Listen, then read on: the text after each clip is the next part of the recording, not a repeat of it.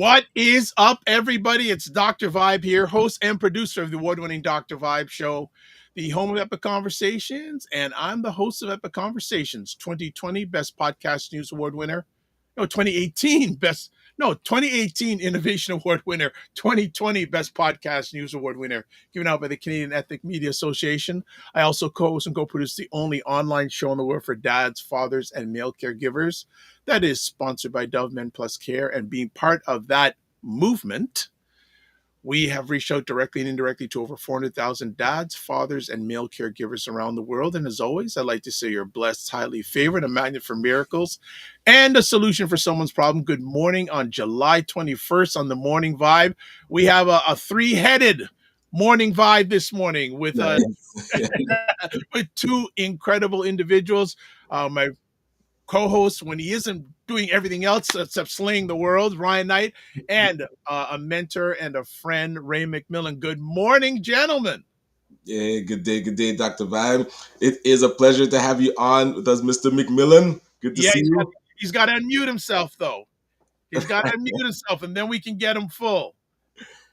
Yes. Yeah, tick-tock. And while there we go. He's got it. There we go. Make sure that people remember who I am. My name is Ryan Knight, one of the co-founders of the Afro Caribbean Business Network, which Ray is actually one of our co-founders as well. We work with entrepreneurs of African and Caribbean heritage, really to figure out what stage they're in, and then help them create a strategy to grow their companies. And we do that with our microloan program and also our social enterprise that does marketing and sales. And our microloan is getting an injection of capital. So we are looking to support up to 200 businesses with $10,000 loans over the next 12 months. So definitely go to our website, acbncanada.com, and fill out our business needs assessment so we can figure out what your business needs and then help you get some dollars to get you to the next level. But I'll pass it over to Ray. Well, Ray, how are you doing, Ray? What's going on in your world? Good morning, folks. I am doing very well. I'm lagging this morning. I'm dealing with the Florida heat. So the weekend in Florida is fun, but fun and sun, and it's around 40 degrees probably, on average. So if you're outdoors for a few hours, then it can drain a bit of your energy. Ooh, yeah, it's like that humid type heat. Listen, man, I don't know how to define it. It's just heat. I don't know how you want to define it. It's just heat. You know what I mean? But, it's not going to make your energy out of you. But congrats, Ryan and ACBN. It's always a pleasure to hear you mention the Afro Caribbean Business Network. When we first started that journey, we never knew where we were, what our destination was, and we haven't gotten there as yet. I mean, you haven't gotten there as yet. I'm no longer an active part of that train, but it's really great to see what ACBN has morphed into and the positive impact it has had on entrepreneurs and just people in general. Right. And it shows the power of effective collaboration. Yes, it's something we have to strive to do better as African and Caribbean people living in Toronto. You know what I mean? But Dr. Vibe, thanks for having me here this morning, man. Hey, my pleasure, my honor. Because when we were having a conversation a little while back, he said, so what's going on? I said, well, I'm doing this series, and I have this person on. And Ray goes, I know her. Nice. I know her. And then you told me about the relationship. I said, so Ray, would you like to join? He said, sure. And I said, so I am really excited about this conversation coming up that we're doing today. But other than that, gentlemen, I'd like to do this to everybody. What's a win that you've recently had? It can be big, it can be small. What is a win that you've recently had? Oh boy, recently.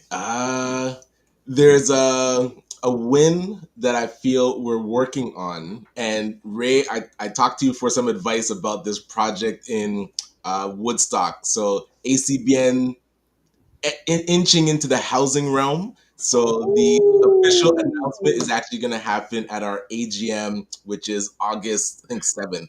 So the show after the 7th, we will officially announce our new project. But yeah, pretty excited about that. Okay. Well, you know what's interesting about that? My brother lives in Woodstock. Okay, He, nice. he's been in Woodstock for a good 15 plus years. Oh wow. On our booking system, Woodstock was actually our head address or main address for detailing nights because we put it as Woodstock so that I knew where people were booking from. They'd have to change. It was but Woodstock was been there for like 15 years just as our head office. So we had like a virtual address there. Yeah, and their marketplace for housing has grown like Oh, wildfire. oh wow. Gotcha, Oh gotcha. yeah, oh yeah, oh yeah. If you want, I'll certainly get you in contact with him. He can tell you how much the housing market just exploded Wow. in the And last. also, we want to do some research on like what supports for seniors are there and like what type of housing. So I'd love to chat with him. 100%. Yeah, 100%, 100%. Ray, what's a win that you've recently had? Um, yeah, I'm working on a lot of different things. I mean, you know, I spoke to you about some of them, and you've been involved in a few of the conversations. I mean, Yes. about 10 years ago, my focus was to go global with what we do, shift beyond the GTA into the Caribbean, parts of South America, and into possibly West Africa. So in the last, up to the last 6 months to the last few days, um, a lot of that has been materializing very, very rapidly. I Right. am now an active member of the Guyana Association of Real Estate Professionals, which is called GARA. I'm going to be in their intermediary board and be, part of streamlining the processing in Guyana, and probably more things. And then more recently, get a conversation with someone you know very well about exploring opportunities in West Africa, parts of West Africa, in the real estate space.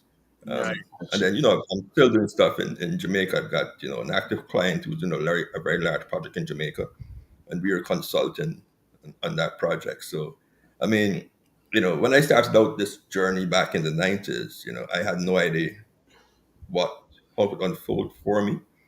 Um, but I think the biggest win for me is having my son run the Optimus Saga, Yeah.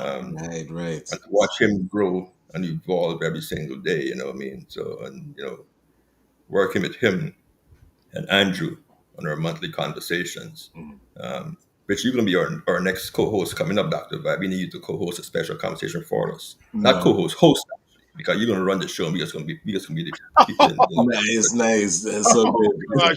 Don't put too much pressure on me now, please. There's no pressure, man. I look at your email signature, man. I'm thinking, man, this guy is well accomplished and he's so humble.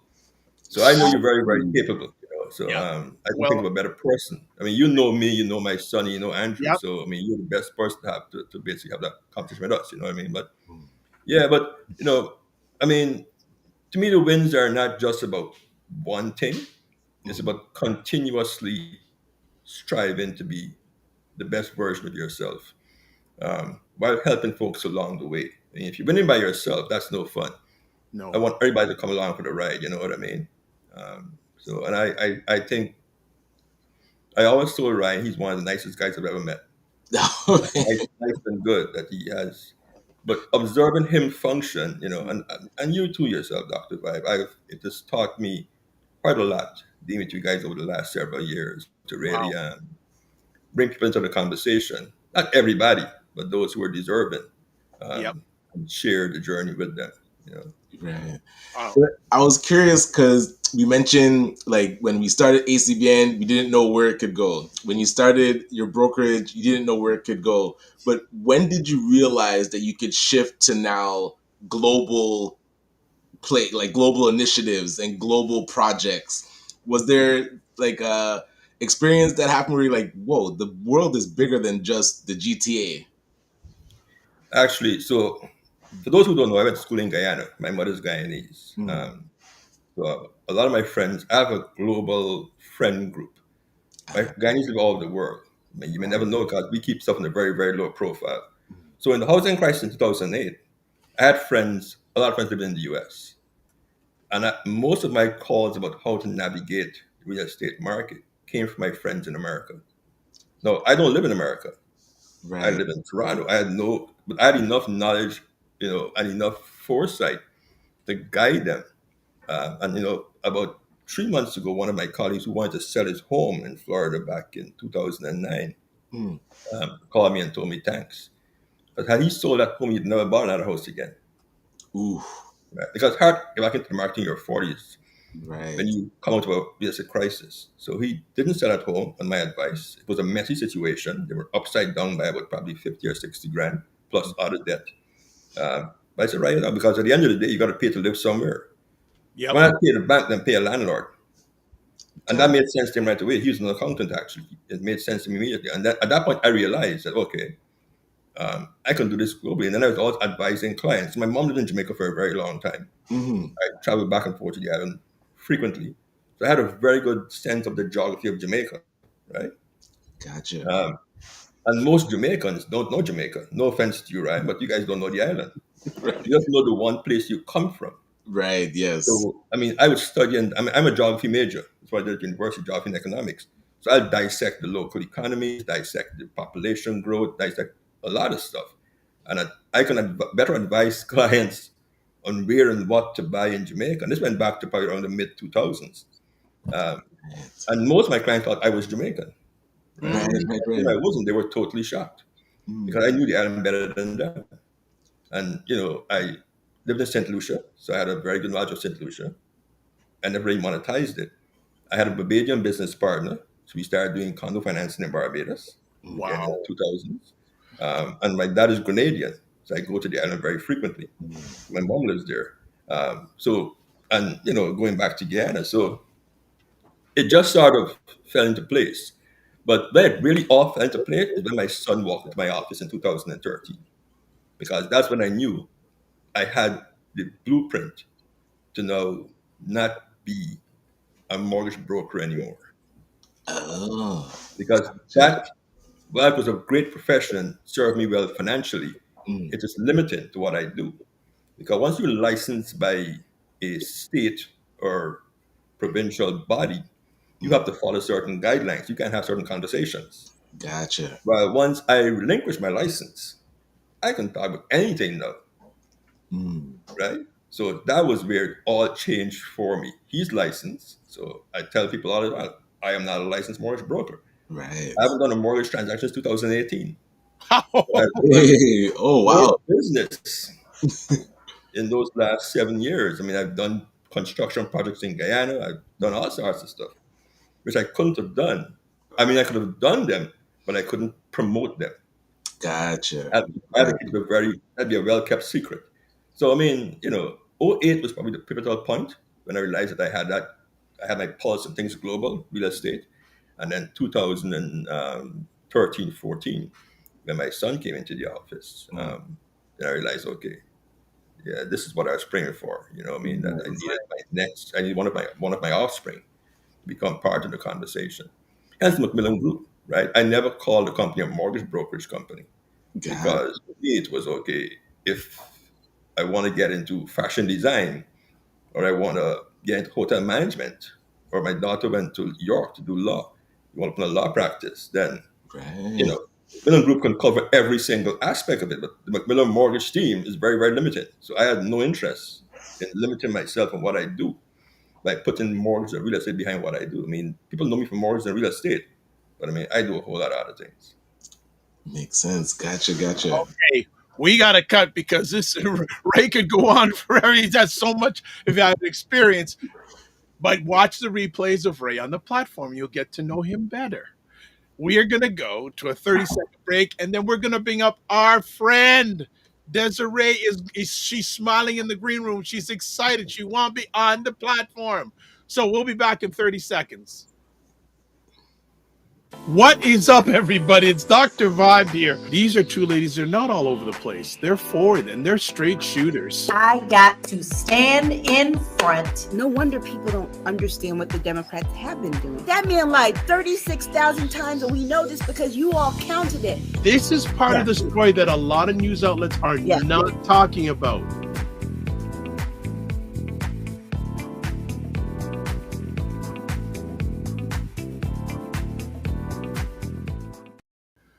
All right, primetime Saturday with Aisha and Lala, Saturday afternoons, 5 p.m. Eastern, 2 p.m. Pacific.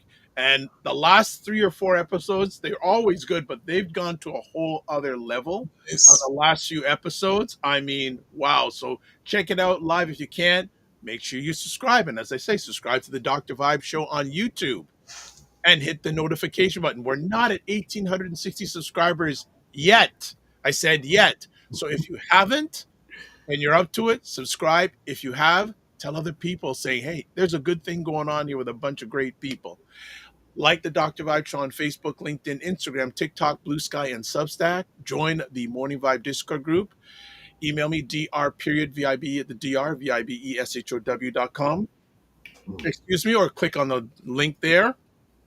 Advertise your business product or service on any of the shows that I'm on. Email me again, dr.vibe at the dr.vibeshow.com. And finally, cannot forget, raised in Florida, but he's a little bit of distance from our friend Dr. Tachi, who runs Indie Soup TV, independent content creators platform with about 28,000 subscribers. And why is that significant? Only 4% of all YouTube channels have 10,000 over 10,000 subscribers. So check it out. There's a lot of the stuff we do here on that, and I'm a member of the advisory board.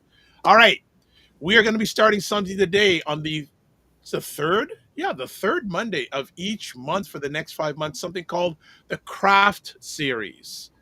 Now, what is the C.R.A.F.T series? The C.R.A.F.T series is designed to provide insight, resources, and real support to anyone invested in healthy aging. Healthy aging, I like that term, and strong family connections within Black communities. And who's going to be driving that ship when she's on? Desiree King. So let's have Desiree King up on the stage today. And also, the first episode today is about Through Their Eyes, bringing clarity to the Black aging experience. Yes. Desiree King, welcome. Thank you. Good morning, everyone, and glad to be here. Good stuff. How was your weekend? My weekend was fabulous. Wonderful. Good, good, good. Is it good to be vibing with Ray McMillan? It is. I was sitting here listening to him speak, learned a lot more about him, and it reflected me back to when I first met him getting my mortgage. So it's looking at the growth in myself, and obviously you've grown exponentially. You're not even transacting anymore. Your son is, who I've met as well. So amazing, amazing, and gives me motivation for my brokerage as well moving into the future. Good stuff. Before we get into the conversation today, a little bit about your background and then tell us what C.R.A.F.T stands for. Yeah. So my background coming into this started when I was 8 years old.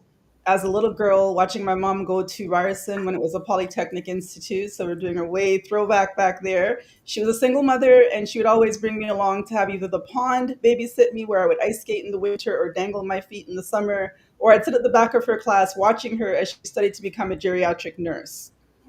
So when I hit the age of 14, she introduced me to candy striping, which was when you wore the red and white costume in the hospitals and delivered books to seniors. And I loved it. And then I went on to get my first job at McDonald's, lasted a month, hated it, and entered the world of being a dietary aide, which also was in the hospitals, local Scarborough hospitals, because I grew up in Scarborough. And I worked as a dietary aide at all three. And what that was, I worked in the geriatric section, so delivering food, meals to seniors and having conversations with them. From there, my background is computer programming, did corporate for a little bit, left about over 20 years ago because I had a young child, single mother, and I had several businesses, again, tying into working with seniors. For example, I had a concierge company before that. I owned a prescription delivery company, and then I got into real estate. So real estate, wow, real estate. My first course, member sitting there, and at the time, Treb had 30,000. Now there's over 90,000, but at the time there was 30,000. And even then, I said to myself, who in their right mind gets into a career with 30,000 other people doing the same thing? It made no sense to me. I went home. I'd seen there was something called the Senior Real Estate Specialist designation. And there began my journey when I looked back and tied in all of my life's experiences, my passion, and realized I wanted to be more than a realtor. I wanted to actually serve seniors at a high level in something that I already enjoyed doing and have done. So that's the Coles Notes version of what's brought me here to King's Downsizing and Estate Service Brokerages. And I've been in real estate for about 12 years now. So it's been a journey of a journey of education. I've worked in a home care company. I've worked a lot in the community, worked a lot with seniors, worked a lot with my own family, and that's what's carefully crafted me as a person to be in this position now. Okay. What does Um, CRAFT stand for? yes. So CRAFT is an acronym, and it stands for C is for clarity, R is research, A is assess, F is find, and T is time. Wonderful. All right. Gentlemen, before we get into it, any questions you have for Desiree? Just with all that stuff already. You're quiet. I, I just want to make a comment. I mean, having met Desiree almost 2 decades ago, as a nervous first-time home buyer, um, and to see the evolution today and what she has evolved into, um, the world is in good hands, man. Thank you. The clients are using in very, very good hands. I mean, so I mean, the focus. We met a few, I think, last month when I was last year. So I was in TO for a few days. Yeah. Yeah, but I mean, the focus is very important. I mean, building a brokerage is not easy, but she is now focused on the most um, interesting part of the population to deal with, particularly if you deal with, Black and African seniors. In order to deal with them, you've got to have a tremendous amount of credibility, Hmm. uh, very high moral compass, and they have to like and trust you, like before they trust you. It's not trust and Mm, like, it's like and trust. And I mean, I can say because I mean, a lot of our clients, I mean, Steph is in the same position. Most of our clients 48 to 65 because he's inherited my client base. So they Hmm. bought when they were in their 40s, and that was 30 plus years ago. They're all seniors. Hmm. Uh, so I commend you, Desiree, on your journey and wish you continued success. Yes. Thank you. Thank that's you. fantastic. All Mhm. right. You wanted to start off with a C. So we're asking you today through their eyes, bringing clarity to the Black aging experience. So let's Yeah. go. Yeah, so let's talk about clarity. And the reason C stands for clarity is because before you can begin to do anything, you need to know where you're going, where you are, and what does the future look like when the what ifs happen.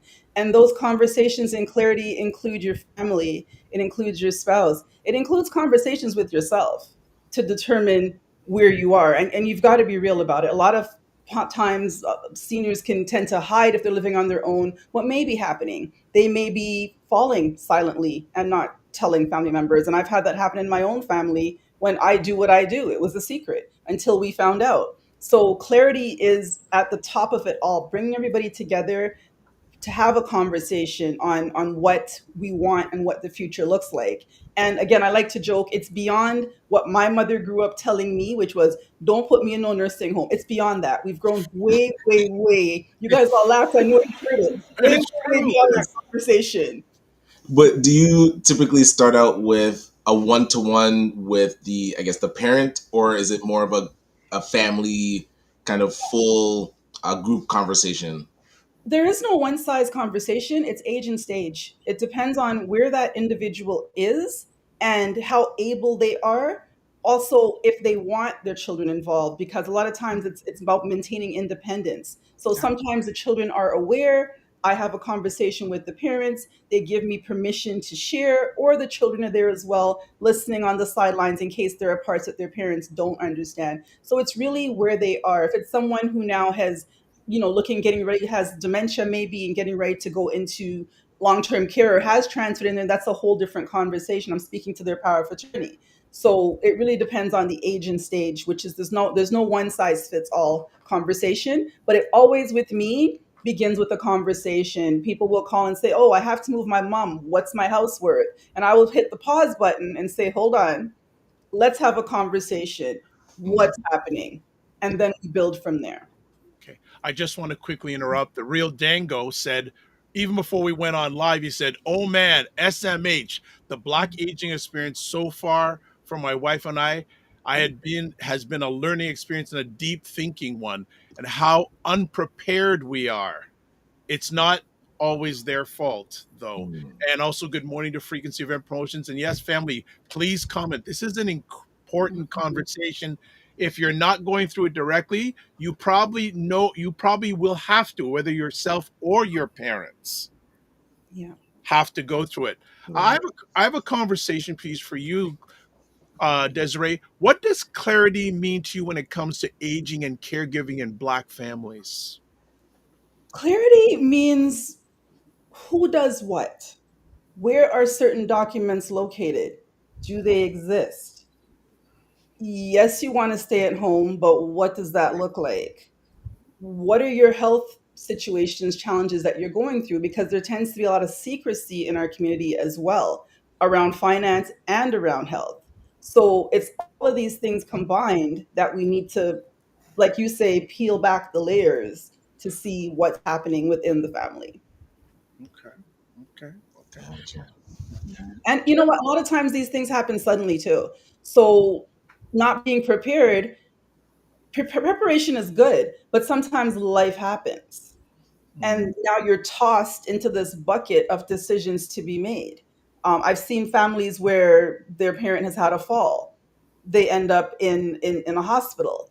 Now they're being told they can't be discharged until the home has certain things in it, certain Oh, man. modifications like a raised seat, or their parents no longer able to go up the stairs. So now we're talking about a stair lift with just a straight stair lift can run you at least 10,000. Out of curve, we're going into the 20,000s and up. wow. So it's really being prepared. It's a difficult conversation. And it's again meeting people where they are in that conversation. If they're at the very beginning, that's great. Most people don't really begin at the very beginning proactively, unfortunately. So it's really meeting them where they are and guiding them from that point forward.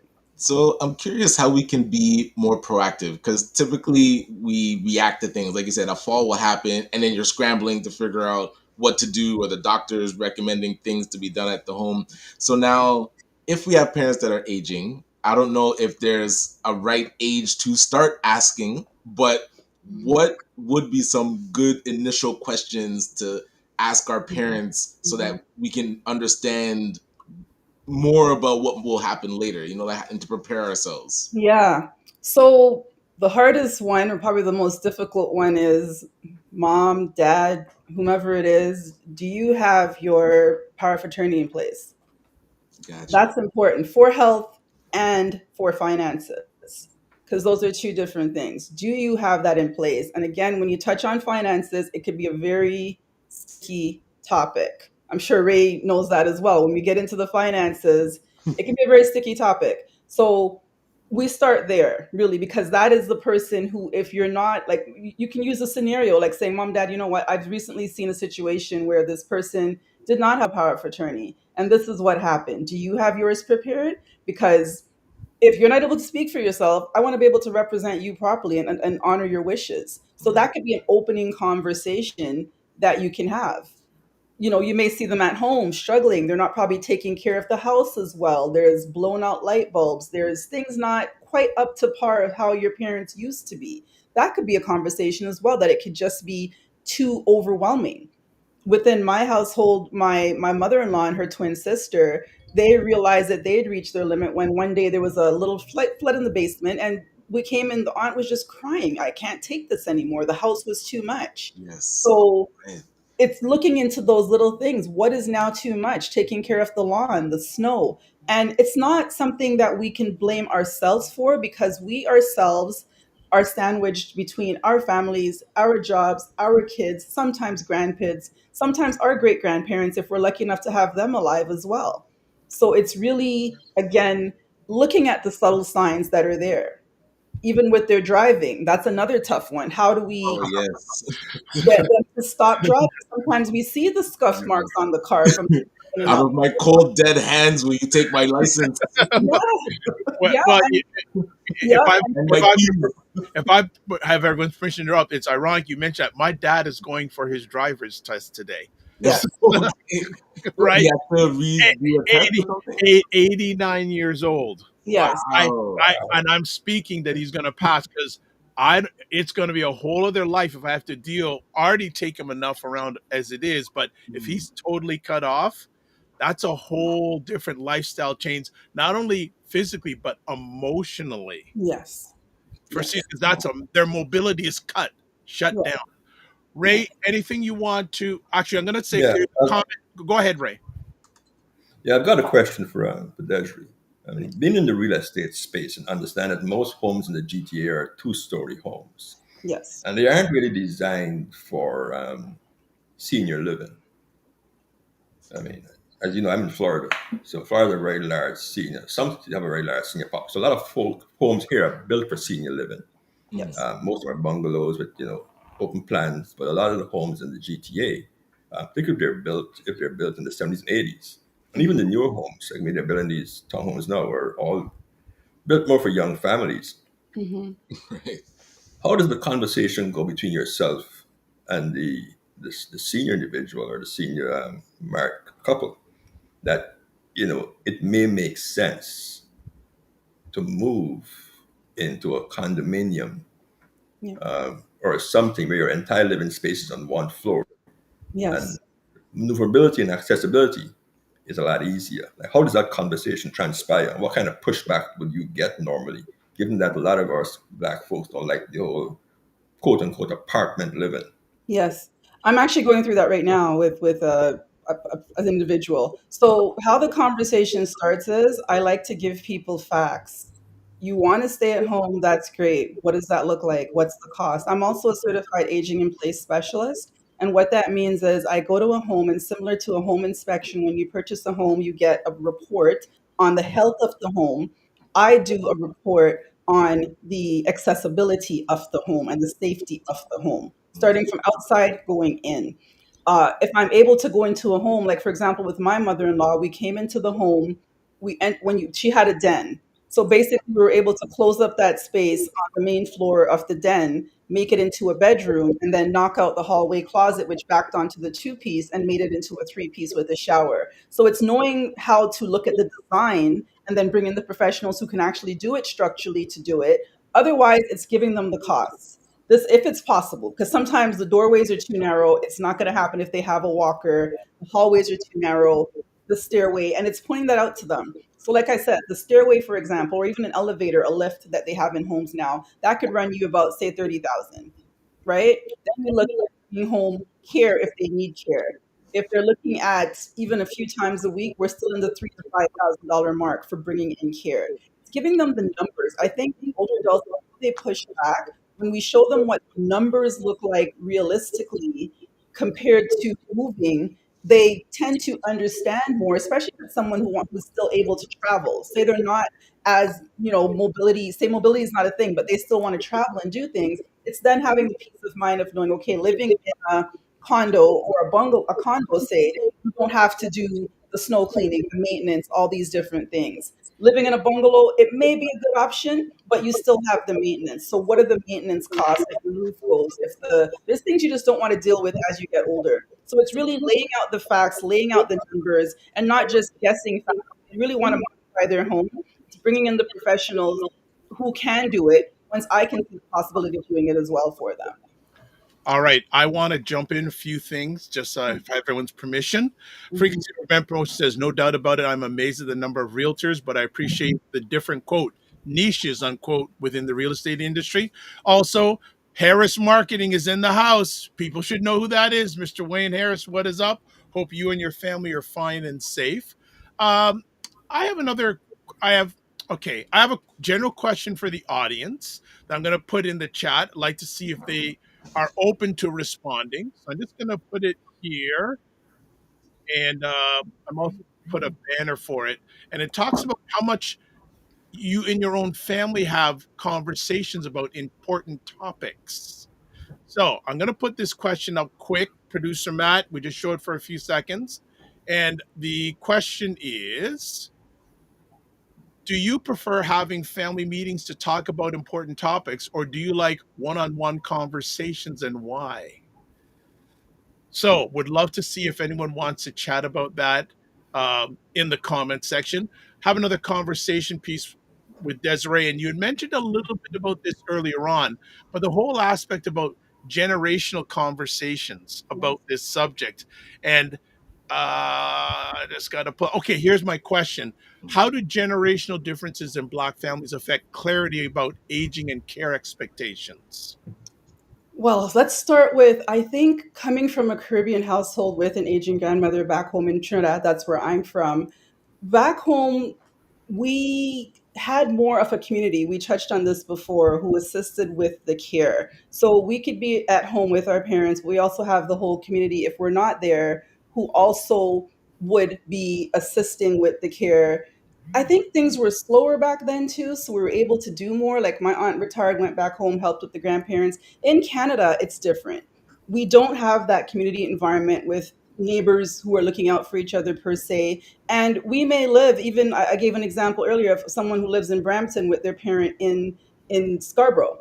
That's a whole day. That's a day trip. When you and nowadays in traffic, that's a whole day trip. It's not easy to just jump and run over there. So generational differences is, I think, our parents realizing as well. It's not that we don't care.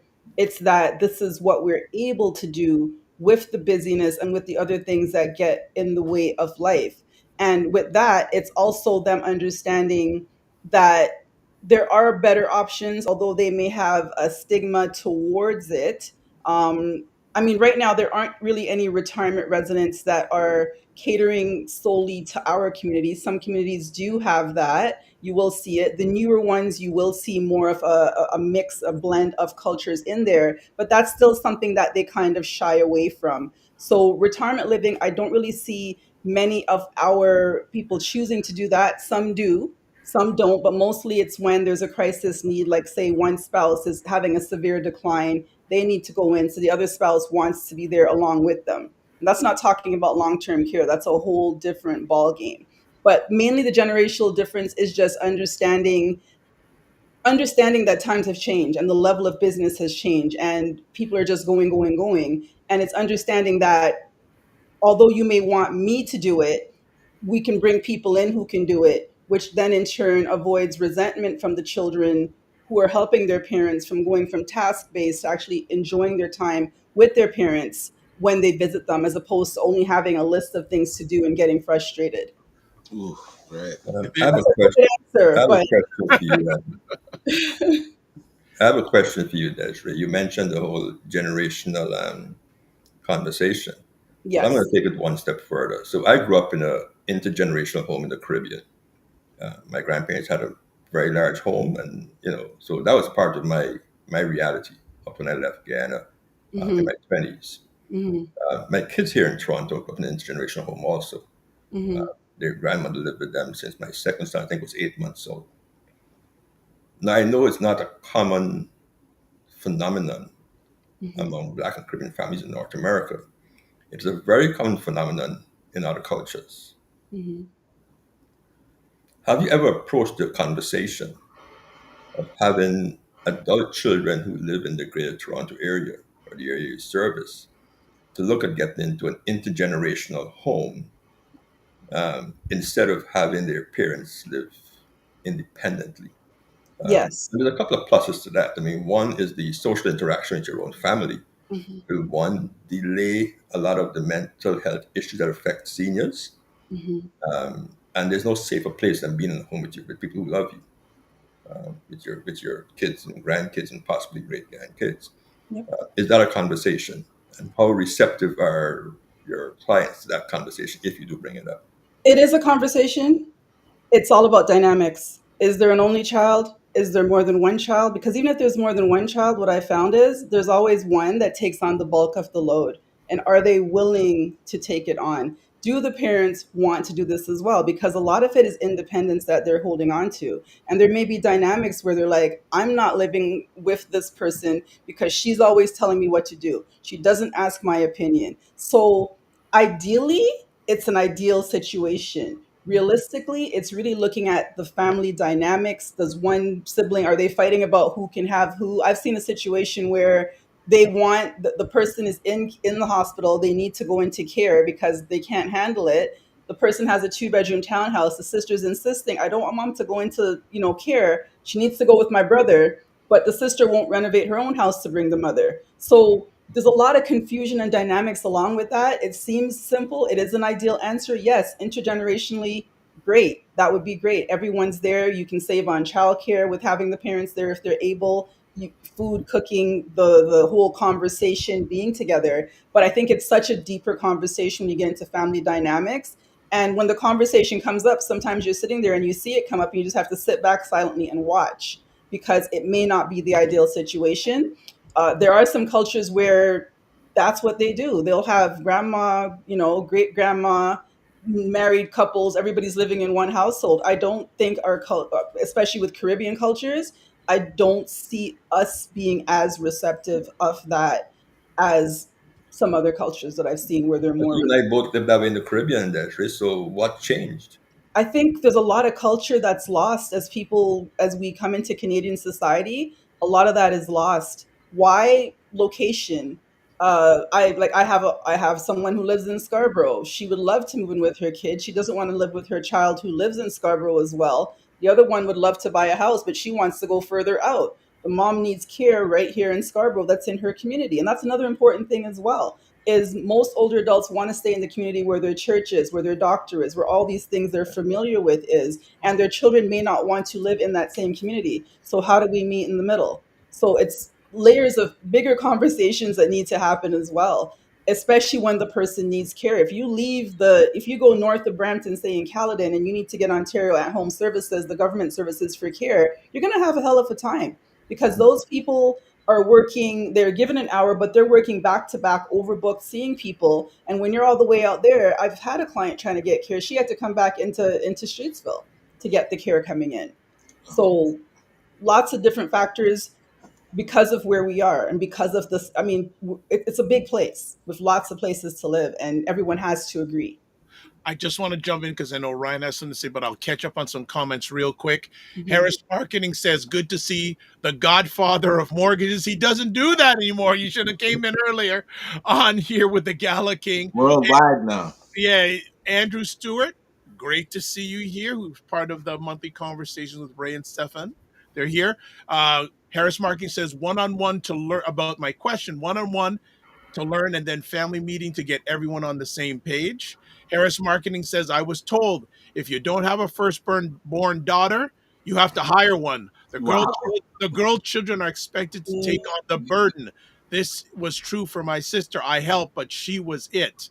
And Andrew says, loving the conversation and expert advice. Ryan? Yeah, I was curious the pushback you talked about with the emotional attachment to the home and not wanting to change. Like, how can you push through that? Or especially like with my dad, he's like, listen, I'm not going into no long-term home. I worked so hard to obtain this home. And I know my mom's the same, but she hasn't said it as vehemently, I would say, as my dad. So now when there's that emotional attachment to the home, how do you typically navigate that where the facts kind of just go in one ear and out the other, you know?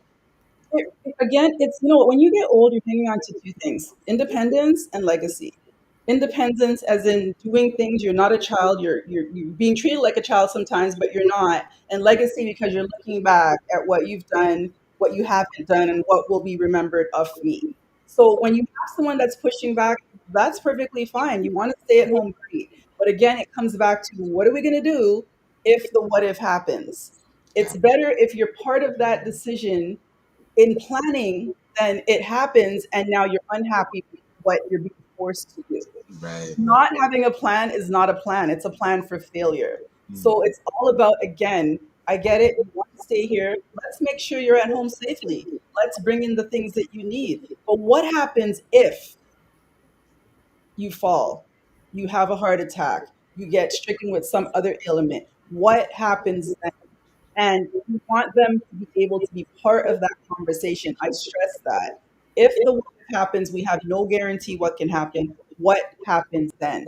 Let's lay out a plan for now to keep you at home safe. And if you do decide to move, let's keep you home safe even without something happening. Let's keep you home safe so you don't need a higher level of care when you do move, because Right. that's also a thing. What you're in now and how you move, we want to keep you at that stage. We want to keep you moving, walking, active, because your body can seize up. If you don't use it, you lose it, right? Yeah. So it's all about what happens if the what if happens. That's what we're planning for, beginning with the end in mind. So yes, stay at home. Let's modify the house. Let's have someone come and check in and make sure everything is tacked as it should be if you have the resources. It's also resources. Financial conversations with families. My own mother, I'm an only child. I do what I do. She's in Trinidad. I have no clue of what her situation looks like. And that's it's funny because I credit me coming into this field because of my mother, but I also left home at a very young age and we have a strained relationship. A dynamics, right? Only child, don't have a clue. She tells me you'll find out when I die. I'm like, really? Is that how it works? Right. Wow. So it's dynamics. I'm living proof of it. It's and I try to she'll have a conversation about will you move back and take my house? And I'm like, Mom, it's a bigger conversation. What does your will look like? What does your planning look like? I can't get into these conversations with her. So it's So, really so and again, Desiree, for children, sometimes parents talk more. Sorry, Ray. Sometimes they talk more to a stranger than to their own children because there's also that dynamic as well of parent child telling me what to do compared to a professional coming in and having the conversation.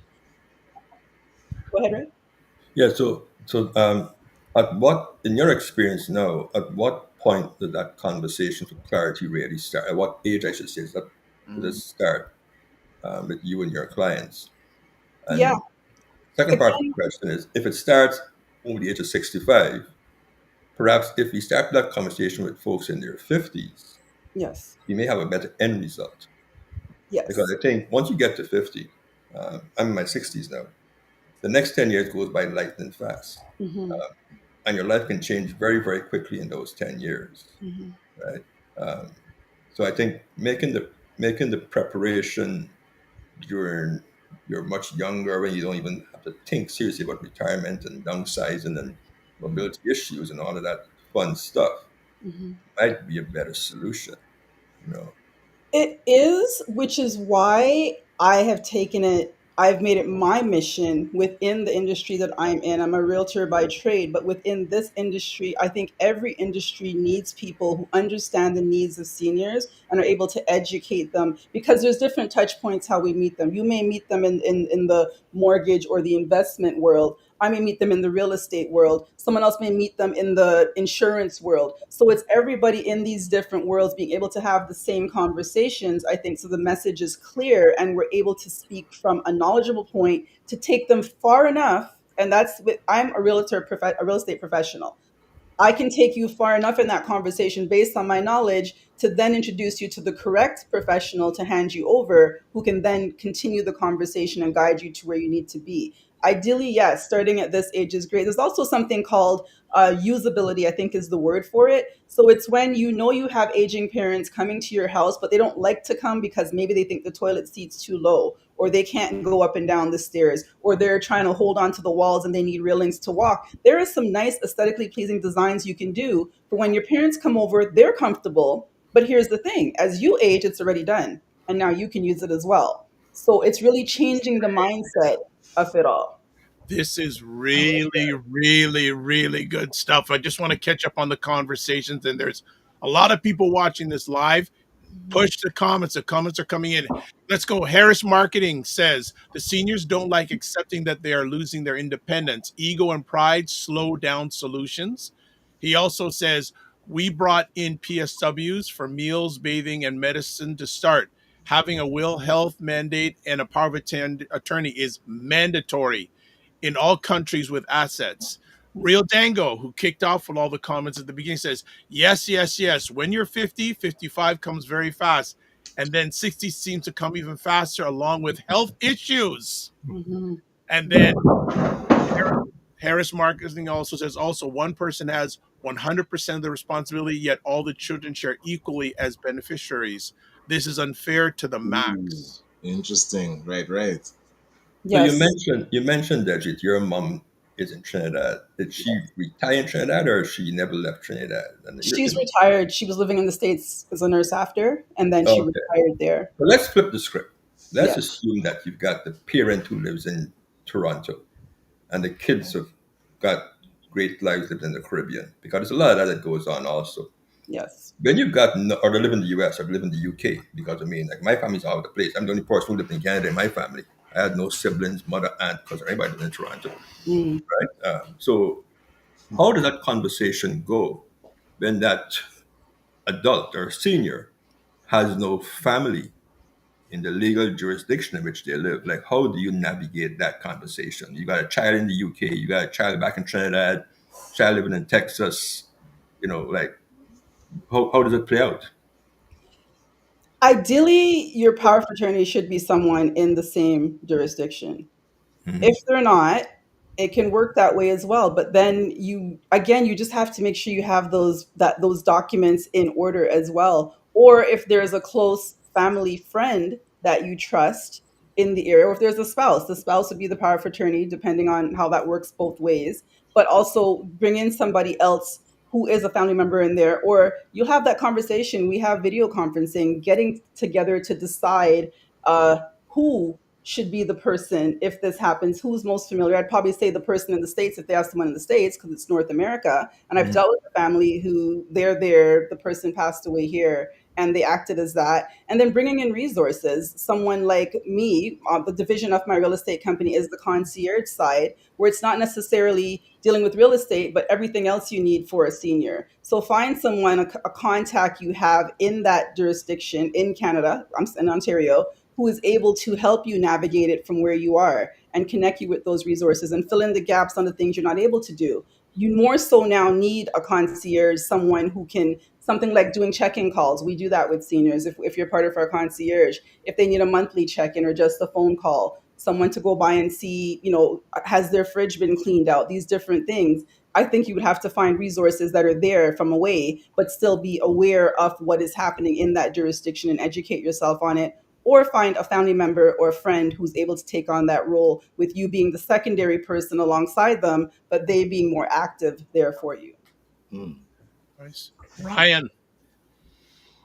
Hey, I remember we talked on Friday about with our network and the business owners that are now dealing with taking care of their parents and taking care of their children.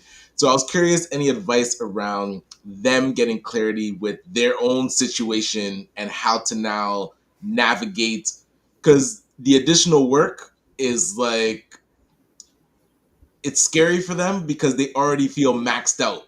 And they're like, if it gets any worse than this, I know my business is going to fail or I'm going to fail my parents. So I'm curious the questions that they can start asking now that they seem super busy and don't really want additional work, you know? Yeah. So again, if there's siblings, if there's other family members, I think get together first and decide who is able to do what. And then in having the conversation with your parents, again, depending on their stage, it's really about a conversation. Let them decide. You're not deciding for them. You were having a discussion. What would you like to do? It's giving them back that choice, because a lot of times we come in and we try to tell them what to do. It's not about telling them what to do. It's about really looking at what are our resources. A lot of people don't know what available resources there are out here. A lot of people don't know that, what, if you're going to you want to bring in care, get access to the government services first, because it saves you on your HST for the private care, right? That's a little small thing, but HST can add up. So it's really about, we have all these systems in place and none of them are connected. It's about being able to know what are the resources that are available and how do you find them. I'm a good resource for that. I tell people if I can't find out myself, it's one phone call, one Yeah. message away, I'll get an immediate answer, which will be able to help you and guide you towards that. So it's really about finding out what resources are available, because there are resources out here. There there are resources out here. Yeah. There are resources out here. That's the simple answer to that without going further into too many of the resources, but there are resources out here that are able to help you. There are people that are able to help you, and there are networks like what I'm forming of people that are able to help you as well. Speaking of which, I just want to, if producer Matt can put up Desiree's contact information on the screen, that Mhm. would be great. I've shared it to all the platforms of mine in the comments section. But if you want to get a hold of her, even if you're outside of Ontario, she can refer you to Mhm. different places. But there's her contact information. So let's get back to the conversation. Actually, there's some comments we got to address. Real Dango says, right now I'm looking at as many investments that I can and afford to help with my retirement. I wish I would have started this train of thinking 40 years ago, but it is what it is. And of course, Mr. Harris says, Real Django, holler at your boy. Well, Real Django's in the US, by the way. Harris Marketing. Okay. Uh Harris Marketing, I'll give his question. Where is the Black church today in supporting their parishioners who have supported them for years? Ouch, question. Uh-oh. I can talk on that Yes. only because I was recently speaking with one of my vendors who works in the funeral industry, and she's Caribbean descent as well. And she actually said, Desiree, a lot more pastors are realizing that their parishioners come to them for everything. I'm going through a divorce. My kids are doing this. So they're having a lot more conversations, inviting funeral planners in and people like me in to have these conversations among their parishioners. I recently attended a conference for one of those, and it was a great turnout. The churches are realizing that they play a role in this. So I do see a lot of churches taking action, having seminars, and inviting professionals in to speak and to educate people as well, and becoming more familiar with the resources. I agree with you, Desiree. I think the Black church in Toronto gets a lot of negative flack. But we Mhm. got to keep in mind many Black churches in Toronto are actually very small churches with very resources. You've got a lot of these what I call storefront church. I mean, you go down, Shepherd Avenue and Keele and Finch and those areas. Um, but like you, I had a conversation with a pastor and his wife recently, and they Mhm. wanted me to come in. They wanted to bring together a series of churches, probably 10 churches, and have me and the team come in and speak about what we're talking about right now Yeah. Mm, here in the US. And you get a lot of that negative news on the upfront all the time in any situation. Because negative news sells, good stories don't sell. There's a lot right. of clicks in a good story. The church I attend here in Canada, in the US, sorry, is a pretty large Black church. And I mean, I was simply amazed at the amount of work they do. I'm talking from buying vehicles for people who have disabled adult children, um, retrofitting homes. I'm in a city where there's a very large military veteran population. So you got a lot of PTSD guys who spend time going back to the Vietnam War.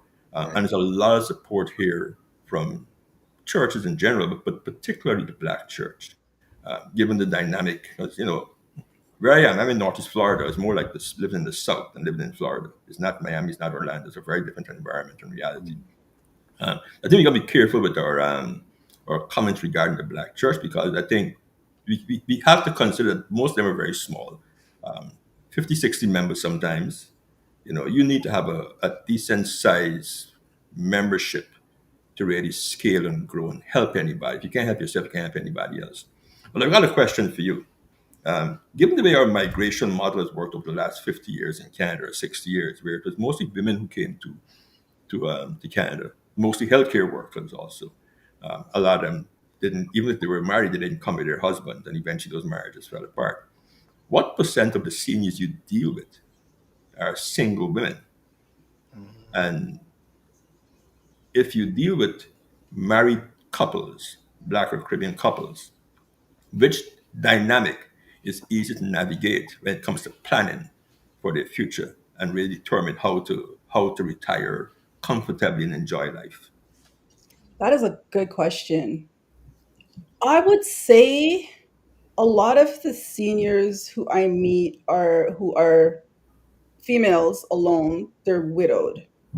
Okay. So usually when they're widowed or their spouse has gone into long-term care because of some ailment. So, or the couples I meet, it's usually when I meet them, one or the other is not as healthy as the other, and the other is acting on behalf of.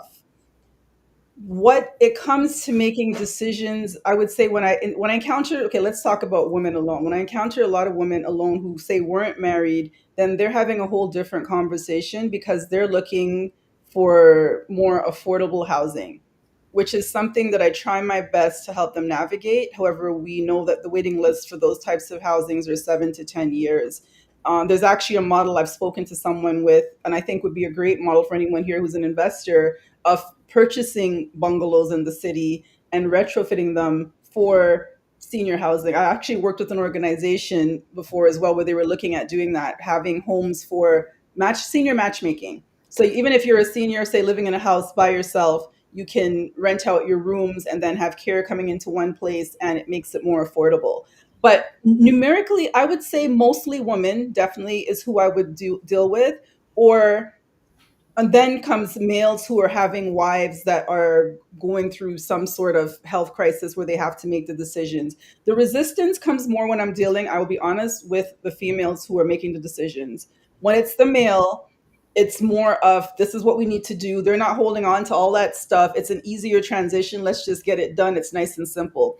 I find that females more tend to hold on to the emotional part of the stuff that they have in the house and the whole transition of the meaning to it. They're the ones that are more in tears when they're leaving. It's a very interesting dynamic, and I just think that's our nature because we hold on to our Desiree, you way have a more. very nice voice. So as an elderly man would be more inclined to listen to you because your voice is soothing than an elderly woman who knows she's an adversary. You know what I mean? So, I mean, come on, that. But it's the truth. For me in my household, I'm a declutterer. I'm decluttering like every week, every month. There's You stuff got to just you got to purge, man. you Constant gotta purging. you gotta purge. That's our household. So but I do see more, and you know what, it's okay for me. A lot of times when people are holding on to stuff, there's a reason. So what is the story why you're holding on to this? One person I worked with, she was wanting to hold on to this couch that had like a piece of wood holding it up, and the chair was broken and the leg was broken. I'm like, why? And her kids were like, get rid of it. I'm like, hold on, why are you keeping this? Well, she had gotten divorced, and that was the first thing she purchased when she got divorced. It was a sign of her independence. You know what? Valid. Keep it. So it's, and some things they have a story and then they're willing to let it go. Mhm. So it's the conversations, but definitely you made me think about that. I never really thought about it. It's mostly women in different stages. Okay. Mhm. So All right. perhaps you need to get a male partner. Because Stefan, on the other hand, he works with a lot of female clients, and as I Yes. said, he lived with his grandmother all his life, right? Yes. So he has a much better response or receptive rate because he speaks to them the same he interacts with his grandmother, Yes. and they Mm, love him, Yes. Gotcha. right? mhm. So I have So a I mean, I think it's a lot to do with that dynamic. How dynamic. yeah, yeah, And this is why my husband is he's been watching me for the last how many years doing this, and yeah, he's about yeah. two courses away from his license as well. Whoa. So he will be joining, and exactly for that same reason. Oh It's yeah. all about the dynamics. We both go in, we feel the dynamics, and then hand over with the other person being there. But it's really the dynamics, male, female. With the men, I do better. I do because they're listening. Um, it's interesting. One family, I had a gentleman. He's had quadruple bypass heart surgery. Was been told there's nothing much they can do for him, and he had a wife who's having schizophrenic tendencies in her dementia. Mhm. And I remember going into his house, big 4,000 square foot house. He calls me Desi. He's like, Desi, I don't know when we got all this stuff. Old school Caribbean man. He's like, I went, I worked. She was well educated too and worked, but he went, he worked, she bought, and there's a whole house full of stuff. And this poor man had to move within a month into a retirement residence because of Oh, the issue. wow. And you know what? I came in. My method is I give them stickers: red, green, blue, yellow. Each color means something. What you're taking, what you're leaving, what you're donating, what you want to throw away. And he stuck down the whole house with stickers. We came in, we packed him up, we moved him out, we unpacked, and he was very simple. I even helped him pick out undergarments for his wife that he wanted to pack because he wasn't sure. That wasn't the thing that older generation does. It's a respect thing. They don't wonder why bra and panty drawer. I will say that. Just let's be Sure. real. They're Yeah. not going to do all that.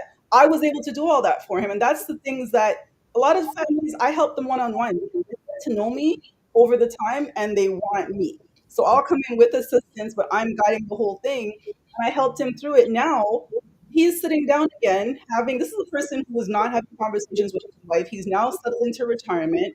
His wife is now getting up again, walking on her own, using the washroom on her own, and sitting down having conversation with him again. That was one of the things he missed the most, was not being able to have conversations with her again. And Right. he's doing it again. So for me, these are the things that warm my heart. Like I said, where we began in me meeting him, bringing in healthcare, bringing in a stair lift to the point where he was feeling worn out, couldn't do it no more, helping them move in a quick time frame, selling the home, and everybody seems to be getting better now. I'm not saying they are, but it seems like they are because things are coming back together. It could be being on one floor. There's a health benefit to that. Yeah. She's no longer calling out for him because she can see him where Yeah. he is as opposed to upstairs, downstairs, backyard, wherever. All right. Good stuff. Good Love stuff. that. Yeah. My apologies. I Yes. do have to bounce, but No love the conversation. Looking forward to the next one. Always Yeah. good seeing you, Ray. We shall chat soon. My pleasure, Ryan. Have a good one, Take man. care, Ryan. Have a good day. And Good to regards see to the you. family. All right. We'll do a reset here as Ryan has left us. Yeah. We're going one more time because the people are into this conversation. And just comfortably, Desiree, how much time do you have to spend with us? I am not in a rush. My morning is Beautiful. Beautiful, beautiful. Because there's some things I want to still get audiences, and I'm sure Ray has some things he wants to ask also. So we're just going to reset here.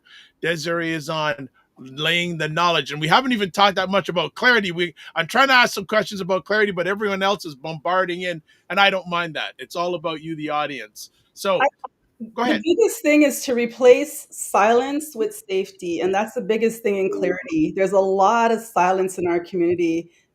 We're a lot of like even within own family members, we're very secretive about what's happening, or someone has to go in for surgery, it might be kept a secret. I'm not saying broadcast your business on social media or all over the place, but talk to someone, seek help, don't just remain silent. And for the older people as well, it's hard because they come from a generation of silence. We're now growing up in a generation of non-silence, with it's True. gone from the extreme to another extreme. There has to be a midpoint where we cannot suffer in silence. I've heard stories of seniors who don't have a stair lift and they can't afford one, but they're bumping down the stairs on their bum.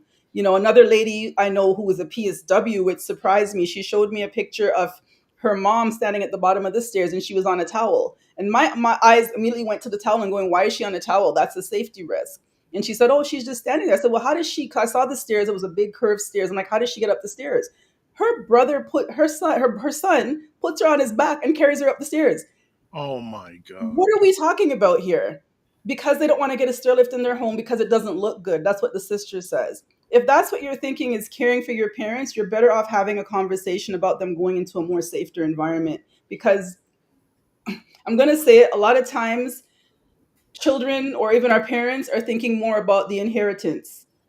And it's really about our parents having the money that they've had all their life, that they've probably saved up into their house or whatever, to live the best life possible at whatever stage they are in aging, whether it's being that they need help on a high level or they just need to be comfortable and not feel guilty about leaving an inheritance behind, and use it for their own safety, home modifications, moving, whatever it may be.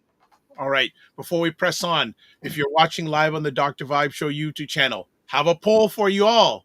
Here's the poll. Who do you, as your Desiree was just talking about keeping your business to yourself secretive, who do you feel most comfortable talking to about your future plans?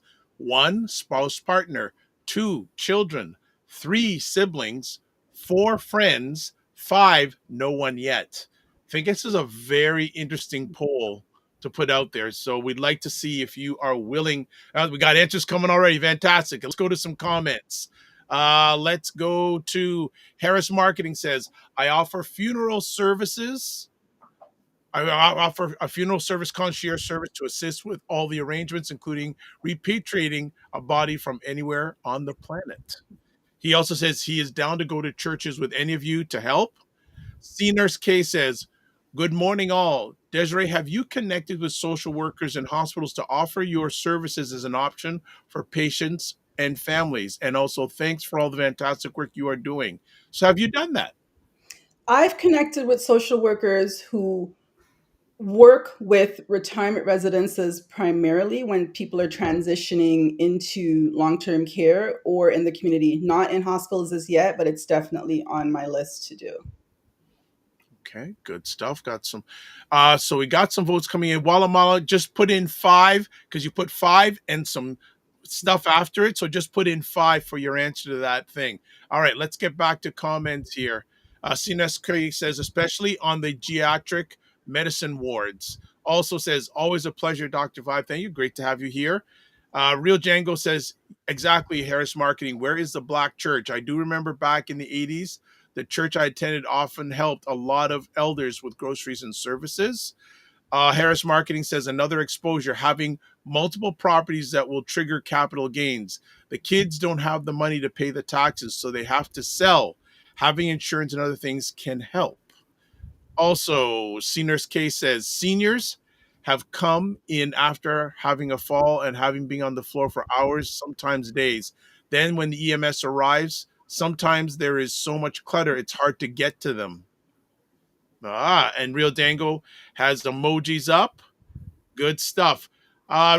Ray, do you have another question? Because I have a few more. It's up to Yeah, you. I've got a comment with a question. Go ahead. About 20 years ago, I don't do house calls. I've never gone to clients' homes. I mean, you met me in my office, Desiree. I've never really gone to clients' homes. But about 20 years ago, I had a client of mine who was divorced. I think she had to be probably in her early 60s. And she had adult kids who lived less than, this is in Mississauga, Montevideo area in Meadowvale. And she had two adult sons who lived very close to her. One of them was actually married to a nurse. But she and her kids had a very strained relationship. You consider more or less a strain. So even though they lived 5 minutes, but they never saw her. Mhm. And she came to me to do a mortgage refinance. And for some reason, I had to go to her home to get something because her car wasn't working. And I needed that same day to get the transaction completed. Um, it was a difficult transaction. When I went into the home, the first thing I smelled was mold. It was dark. Her utilities were cut off. The entire kitchen had massive water leaks. There were cupboard doors missing. I didn't want to walk in the kitchen because I didn't want to fall through the floor because the water was all the place. You had like Wow. rotten stuff in the kitchen.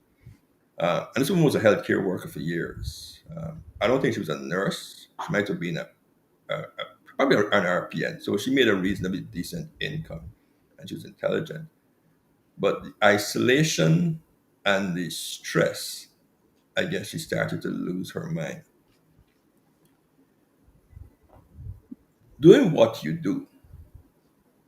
do you do house calls to clients' homes and do actual inspections to check stuff like mold and air quality for clients who want? Because mold is a silent killer, and you don't see it.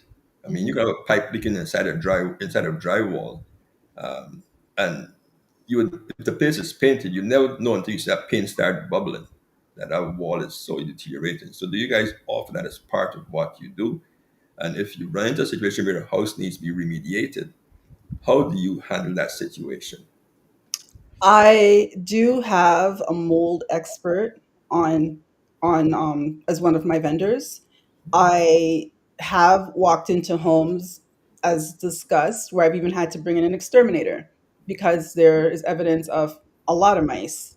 I was going to say rat, but mice. We say it's a moving rodent. So I do have exterminators on board as well that I bring in. And how do we have that conversation?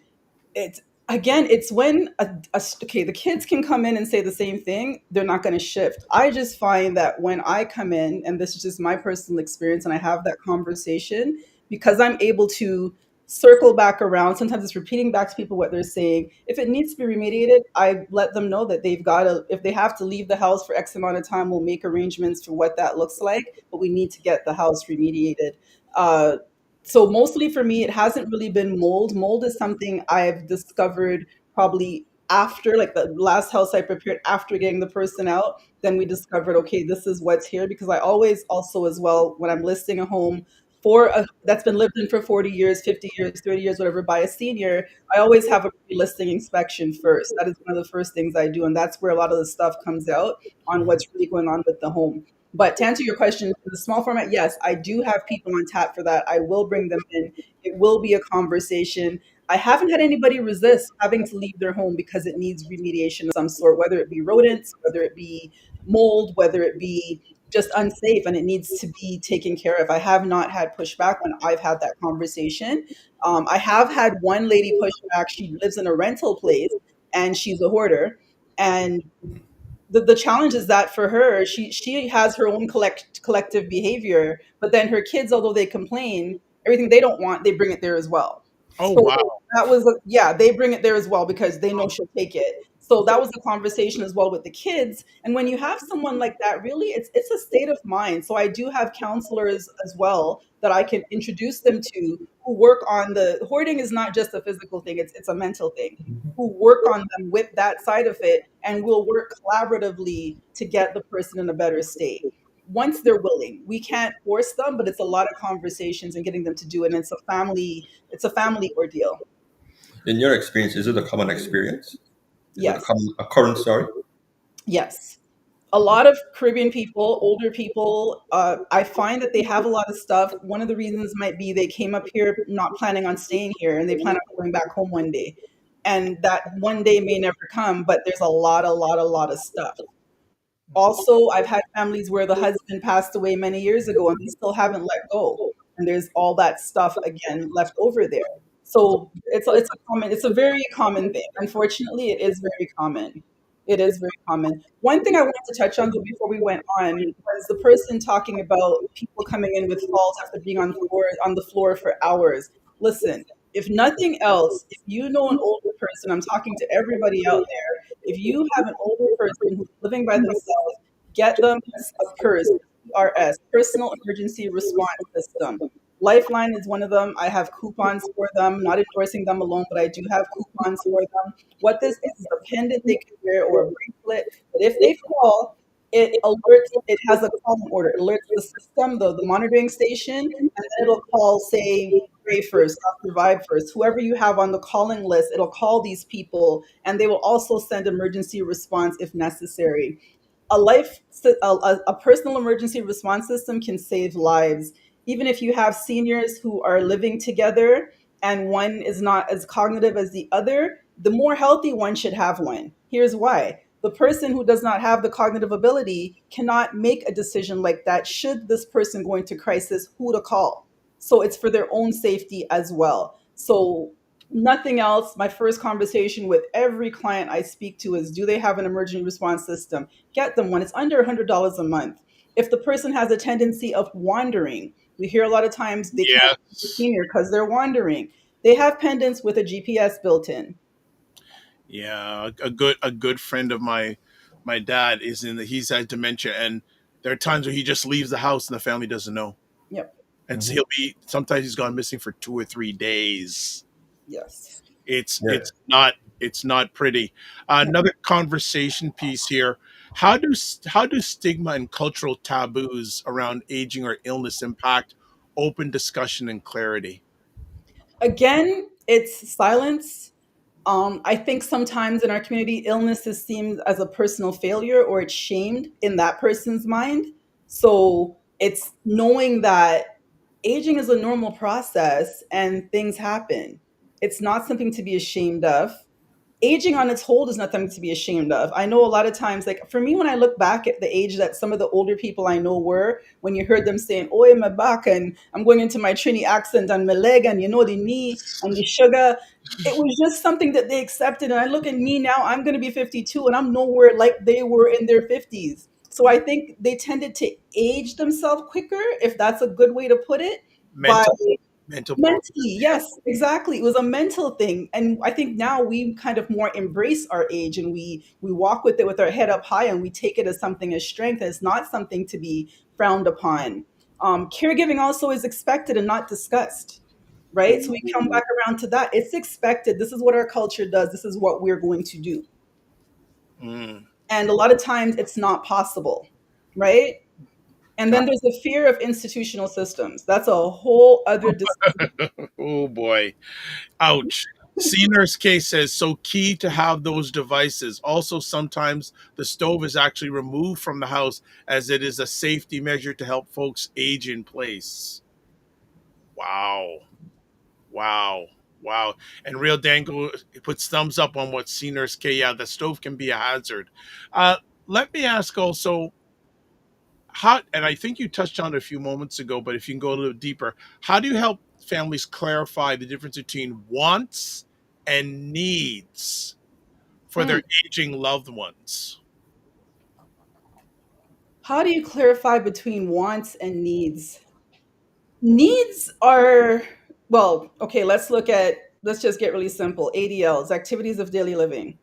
Is the person bathing themselves, caring for themselves, grooming themselves, wearing clean clothes? Are they able to feed themselves? Are they eating healthy? Medication management. Are they on a blister pack? If they're not, they should get one. That's from the drugstore where the pills come in the day and the time of day you should take it and broken out for them. I've gone to seniors' houses and seen pills lying on the floor because they drop it. And then when they find it, they take it and keep it in one bag, all mixed up. Oh in wow. case they want to not drop one another day and replace it with it. So needs are things like these activities of daily living, simple things we take for granted. That are they able to do this? If you're seeing signs of decline in that, then these are some needs you need to address. Wants. You want to stay at home, but you're not able to do so successfully without assistance. How do we bridge that gap? Wants are, one kid may want, like someone I was speaking to, they want mom to come live with them up north somewhere, but she needs her health care within the jurisdiction that she's in. Otherwise, she won't be able to do her dialysis or whatever it is that they have going on. So it's really, I think to me, I look at it as just, common sense, but it really isn't really looking at what this person needs to live, right? As opposed to what they want. You can want what you want, but if it's not working, we need to have a different discussion. And I would simply say to my clients in a nice way as well, is that working for you? How is that working for you? Mm, How is that working for you? Because mm, what I'm seeing is ABC. I don't think it's working for you. Can we possibly come up with an alternative plan on how that looks? mm.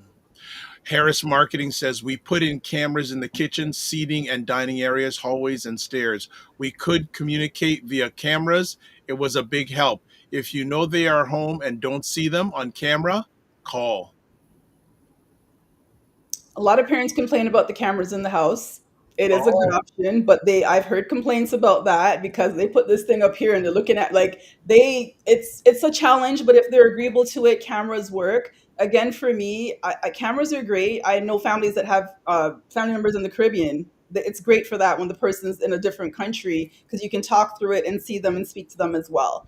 But again, I circle back around to for safety. If you're doing it for safety, a camera is not safety. You can make a call, but the pendant that they can wear that will call immediately is the best safety device for them living alone in their house. I've heard someone too mention using like one of those Google Home, Hey Google devices. You can use that as well, but that's if the person's receptive to it. Like me myself, I'm still fairly young. At my age, I don't have a Google thing to talk to in my house. It's not my thing. But again, the safety pendant I think is the best option. Yeah, the cameras are very sensitive conversation. I mean, we installed it in the home in Guyana for the same reason, but it was receptive. But I've got friends who that a conversation that it's thin ice. You know what I mean? Because a lot of times, I mean, the big challenge with aging, and you mentioned several times, is that my independence. So Hmm. the fact that you need to monitor me 24/7 like I'm a 3-year-old child, you get a lot of pushback Mhm. from that elderly parent or aunt or uncle who live by themselves. And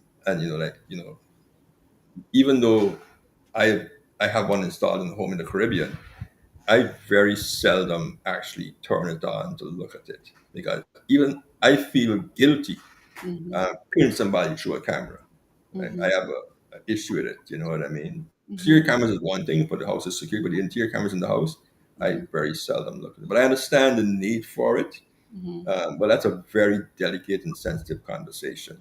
It is. 100%. Desiree, you can't use in 5 sessions, my dear. You need about a whole year. To understand it. I mean, I don't. clarity is what?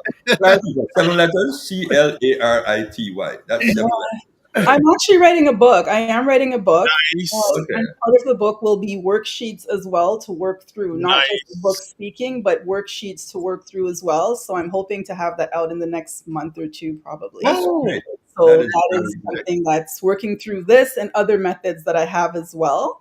I think a big misconception as well that I wanted to touch on is aging is irrelevant. That's a misconception that these seniors have, that they're old and they're just to be forgotten. For example, the family member I have who was falling and never told us, it was 8 times before we found out the ninth time that she was falling. I asked her, why didn't you tell us? And you know what her response was? Well, I'm just here with my little old self. I didn't want to bother anybody. that's my dad's line. I don't want to bother anybody. We need to constantly reassure them that it's not a bother. And I had to tell her, your age is not to be frowned about, it's to be honored. You've lived life. We have to honor this and celebrate it. And part of that is she's afraid to use her walker to walk down the street, but she's walking and she's stumbling all over the place. Desiree, can I give you my dad's address?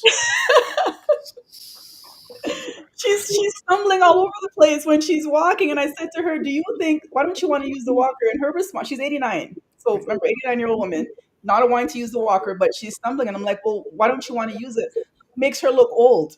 Oh, So I paused and I looked at her and said, "You are old, oh Jesus. but that's not a bad thing. But Desiree, We're all going to be old or dead." everybody's journey is different in life. It Yeah. is. There are a lot of women who Yeah. live very, and I say this word very carefully so I don't sound sexist, who live very glamorous lives back in the 60s and 70s. Yes. I know quite a few of those women. I mean, they were like it girl, you know what I mean? They had great marriages, they were social butterflies, they've kept themselves in great shape, they've got the light blue tint in their hair, you know what I mean? And I find that those kind of women, when they get into their 70s and 80s, it's it is much more difficult to reach them Yes. with that whole aging conversation. Yes. It is. Very, very difficult. I mean, like in my family, we have a few of those in my family, Yes. where they have, they had great careers, they had great lives, Mhm. but they can't play tennis anymore, Yeah. or they can't play field hockey anymore. I mean, they played up to when they were probably in their 40s, and now they're 75 years old, and things that they can't do. And like even for myself, I played soccer most of my life. I've Mhm. got a knee injury. I can barely move 20 feet without excruciating pain. Mhm. My mind is telling me one thing, but my body's saying like, "God, give it up." You know what I mean? And there's a lot of our seniors who had so there's two sides to that whole aging process. There's the person who gets old and they're 10 or 50, and there's the person who doesn't want to get old, but mentally they're slowing down, and physically they're slowing down. So as in your profession, you have to recognize you got to get the backstory Yes. on that individual to Yes. better determine how they're going to navigate the rest of their life. Because they may live into their 90s or 105 years old. I mean, I've got family who lived to be 104 years old, and Agreed. they were fine. I mean, they physically fine, but mentally they started to slow down. Right? They early onset dementia, that kind of stuff. So you got to really get into the Yeah. conversation And and that's then one look thing if photographs and stuff like that. and that's one thing if someone is receptive to going into, say, an independent living environment in a retirement residence, although there are so many different brands, and within the brand there are so many different locations, understand that each one is unique. So if you like bowling, for example, there are some that have bowling alleys there. There's a misconception about the food. A lot of these places have Michelin star chefs. The Oh food yeah, is that good. is so true. Yeah, You know what I mean? It's not mush. It's really good food that yeah. you can go in there and you can go in there and sample it. They have activities. I've had people who love to do arts when they were younger. They offer arts activities within there. I know someone right now who just transitioned from her home into a condo, not into a independent living environment, into a condo. But she's in her 80s. She still does Pilates. She's traveling. She's so it's all about, like you said, understanding their lifestyle as well to recommend what is the best next option for them with that lifestyle in mind, for sure. Most 150%. Even if the person still cognitively is not as astute as they used to be, activities like these can help stimulate. And it's been shown, like playing music or dancing and stuff, you will see the person snap out of that and come back to their self. Like it's almost like a glimmer in their eyes comes over and you see a reflection of their younger self. So definitely looking at what they used to like and matching up with that is huge, huge, huge, huge. All Earlier right. you mentioned shared living. Yes. Um, I think that is something we have to really consider for Yes. our Black and Caribbean families. I mean, there are a lot of people who live in very large homes by themselves all across the GTA. You know, a lot of times the challenge is they don't have the financial resources. Well, they do, but they don't know how to use it to make the transition from a single family home into one where you can now have. Because if a lot of our seniors are actually women, Mhm. I think it's a much healthier environment, Mhm. where you've got a woman who's retired in her late 60s and you've got one who's in her 80s and they're sharing the same space. They can feed off each other's youth and energy, but then Yes. they can also assist each other with chores and drive in and, that kind of stuff, right? I mean, There's a legal process here in the US called pad split. Mm-hmm. You take a home and divide it up, and it's all municipally licensed Mm-hmm. for rental purposes. Yeah. Um, but I think it's something that we have to explore in the Greater Toronto area and parts of Canada, Mm-hmm. where it's something that can be done legally, where you've got the sprinkler system installed and the smoke detectors that are wired through the house. Mm-hmm. Because safety is a big concern. I know you can have this legal. I don't want to use the word rooming house, but it's legal shared accommodation. With Mm-hmm. everybody has their own private bathroom, and I think we'll see a better quality of life with our seniors. I We'll see agree. much more joy, Mm-hmm. um, and then for those of us who are the adult children, it takes a lot of pressure off of us. Yes. Because our parents or our grandparents they're no longer living by themselves. They're living in a home with four other people who have similar personalities, or Yeah. but they're different ages and different degrees of aging. You know what I mean? Right. It's a great idea. It's one that I would personally in the future take on as a project, just having different homes and doing that. Once you have one or less, so one, you can have up to one service provided in a home like that. Anything above one, then you're under the regulation for retirement living. So when I Okay. say one service, you can have like a home like that and have one person and you provide, say, meals alone, right? Then that's the one service you're providing is, say, meals and then or housekeeping. You can provide that as the one service. And then the good thing about it is that when these people need care now and you're bringing in, say, private care, there's now in one household. So it does help you juggle the cost of managing that. A lot of benefits to it, expense wise, transportation, healthcare, et cetera, et cetera. The one thing you have to be cautious of is the that you don't have anyone who has violent tendencies, Yes. because now you're threading on that threshold. You're engaging other people's lives. Exactly, exactly. But it's a good concept. And to renovate the home like that, there's companies out here that do it. To renovate a home fully to make it accessible, depending on the home, if it's a two-story home, it could run you probably about $150,000 Yeah. to do it correctly. But if done correctly, it is a model. There is a housing crisis for seniors that are affordable. And retirement living, you're looking at spending at least 5,000 a month and up at a minimum, All right. right? So something like that would definitely reduce the cost and be options that people can have. We just need more of it happening. Definitely. And again, in the US too, they're always 10 times ahead, 20 years ahead. So what you're seeing, yes, here it's going to take another 10 years to trickle in and become a thing here as well. Harris Marketing says we used Alexa to have video calls. It was one button on and off. Mhm. He also says the pendant was coming, but we got him into a home before we had to go there. Mhm. CNR's case says preserving dignity is so important in regards to cameras.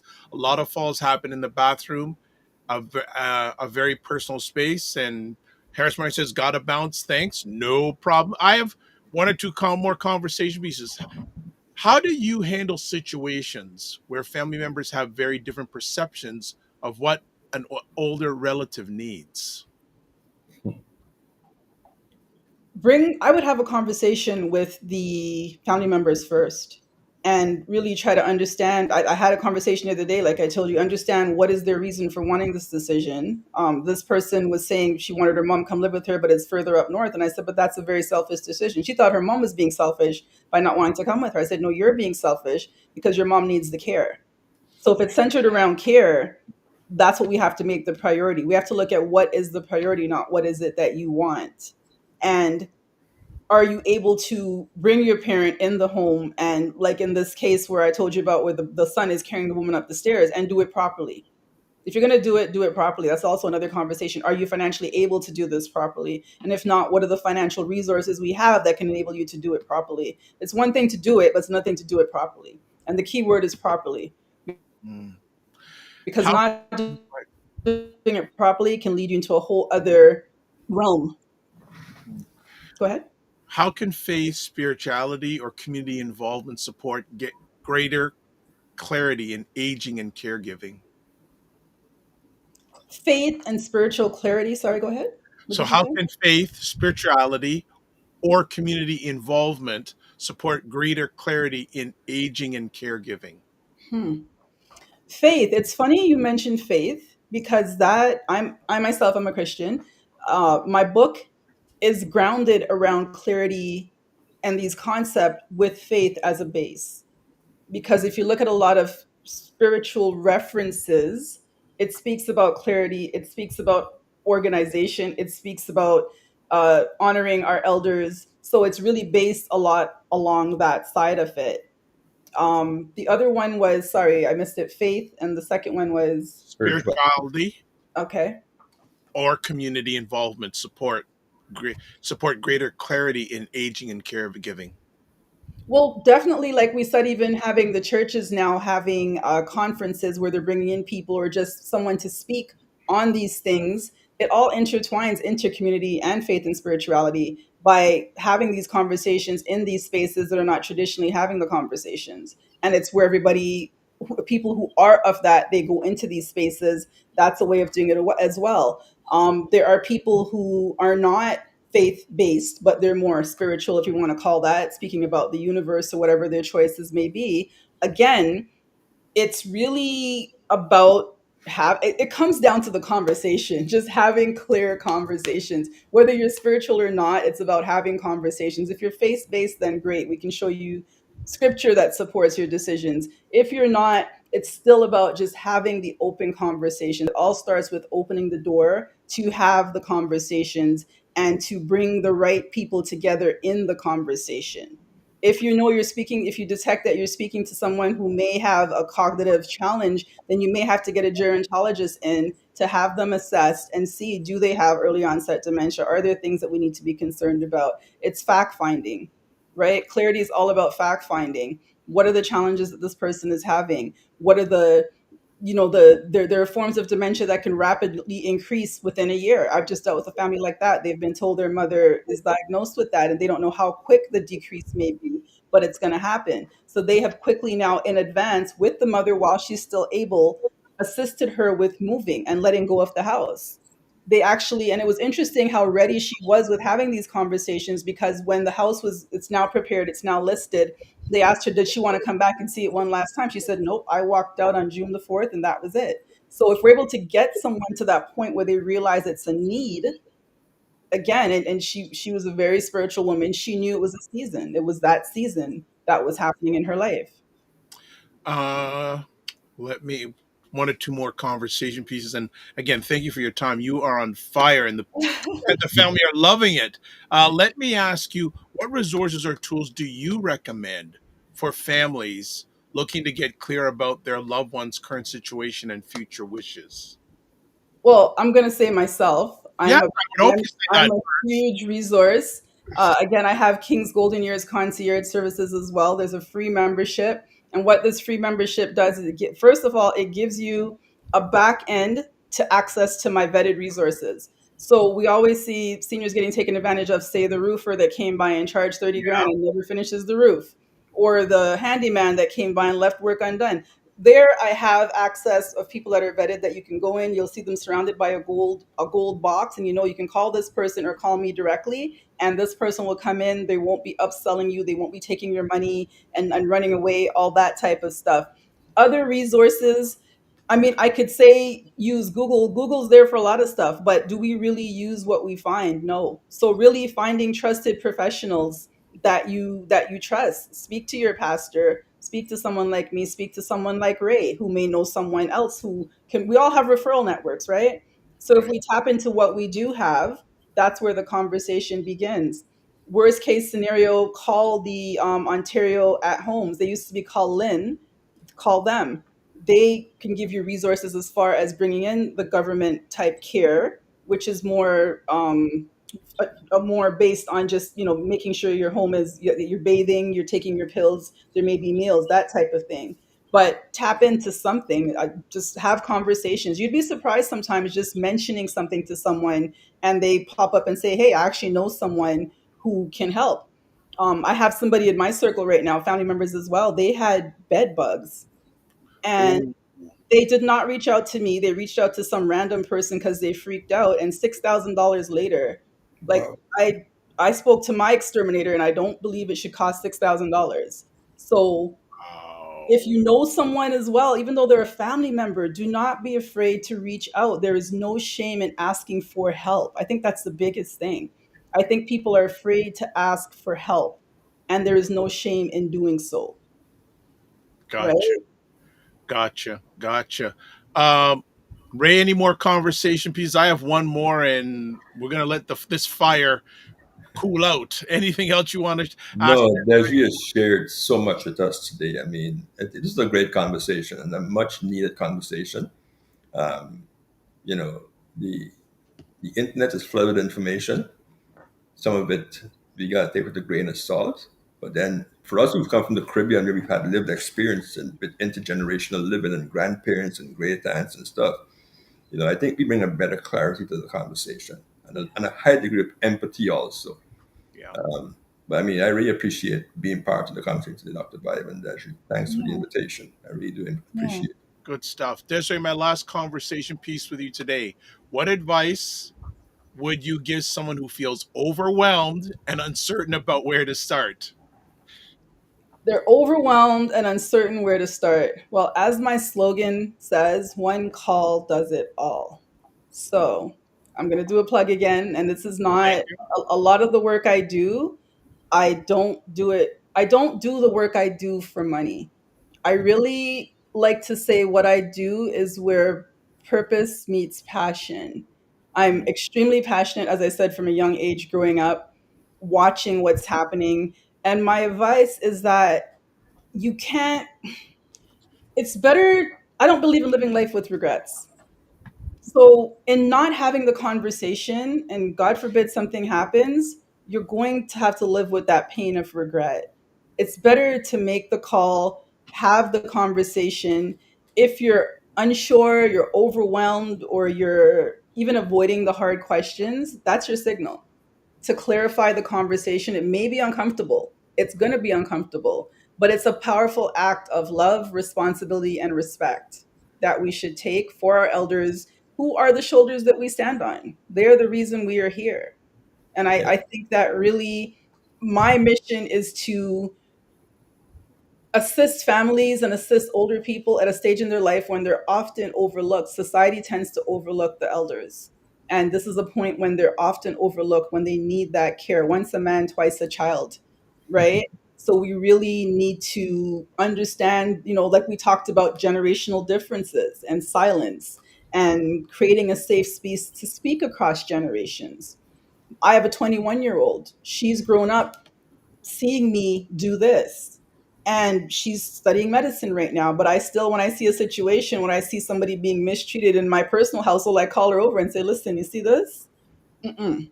This is not how I want to be treated. And I let her know too, I'm going to have my plans in place. So it's really, and having those conversations, especially with this generation where those of us who have kids, even in my daughter's age group, where I'd say 15 and up, have those conversations with them because they're growing up in a different time where they're not seeing how we have the privilege to grow up with our grandparents back home. They're not seeing that. So unless we really speak with them and really impart that upon them, how else will they know? Right? 100%. that is so true. 100%. And All right, a few last things. If you're watching live on the Dr. Vibe Show YouTube channel, we have a poll. We want you to give your take on this conversation from 1 to 5. 1, you thought, 5, you thought it was out of bounds. So would love you to vote if you're here on real time. Some final comments. C Nurse K says, this is all such great information. You have such a rich wealth of knowledge and expertise to share. Sorry if I missed it. Do you do workshops? all the time. I do workshops at different organizations that I'm invited to, and I do my own workshops as well. So all the time, to find out information on that, you can check anywhere on my social media at kingsdownsizing.com, or just give me a call if you belong to a community group or a group as well that you'd like me to come in and give a workshop, whether it's 2 people or 80. I'm there. Love it. Okay. And people are saying 100%, 5 out of 5 on this conversation. Fantastic. All right, we can take the poll down. And first, want to thank Ryan for being here for the first hour, which has been fantastic. If you want to get in contact with Ray, if you can get in contact with Ray, his contact information is on the screen there. I've also put it in the comment section of all the platforms that you are watching this live or on the replay today. Let's put Desiree's contact information back up there. Fantastic. Dr. White, I'm the easiest person to find, you know. I've got the same address for the last 20 something years, the same I email know. address, the same phone I'm numbers. playing with you. I'm playing Nothing with has changed. I'm a creature of habit. you. Yes. My license plates are always being personalized. If I'm driving down the street, you recognize my car. So, I mean, I'm not that hard to find. I eat the same place all the time. 100, I was playing with you. 100%. He is easy to find. He is easy to find. That is so true. All right. And thank you, Derek, for your vote also. This has been great. All right. If you want to get in hold of Ryan, website, ryanoneilknight.com. And I always say it's Knight with a KN, not an N. LinkedIn, Ryan Oneil Knight. Instagram, at Ryan.Knight99. His email address, work with me at ryanoneilknight.com. For myself, website, the drvibeshow.com, YouTube, Facebook, TikTok, and LinkedIn, The Dr. Vibe Show. Instagram, The Dr. Vibe Show. X, drvibeshow. Email, I've already given you that address like 70,000 times. Let's go to Substack at drvibe.substack.com/subscribe, and Blue Sky, drvibe.bsky.social. And you can watch replays of this epic conversation on the Dr. Vibe Show, YouTube, Facebook, and LinkedIn. Afro Caribbean Business Network on should be YouTube and Facebook. We will correct that. All right. That is it. As always, live your life as a dream. If you can dream it, you can make it. Sometimes you have to get smaller to get stronger. Block assumptions. Aim bigger, aim better, aim higher and wider. Love, faith, and respect. Don't just manage your time, manage your energy. Remember to give yourself grace. And if you're not making money, make history. Try to do both and make it better. Also, Desiree will be back the third Monday of next month talking about the R research. So lock it in and contact her. Even if you are not in Ontario, contact her. She has resources. Can I God, give one closing statement really quick? I know you're doing your wrap up, but no, go ahead. clarity is the foundation. Without it, even the most loving intentions can lead to frustration or neglect. With it, families can support aging with dignity, direction, and compassion. You need to have that as your tagline. Thank you very much. God bless. Peace to well. Keep the faith and walk good. Thanks, producer Matt. Be well, everybody. Take care.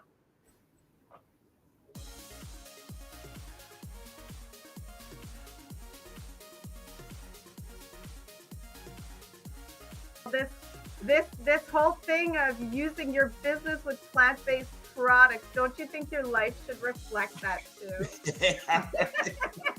Juke him, Carolyn. Juke him. The family loves us here because they're saying Fitness IQ Can says put a wig on to get in. Oh God. Oh my God. Like the ideas are just coming fast and furious here this morning. What? Okay, look at this. Global Women Ambassador. Good morning. Look forward. Okay.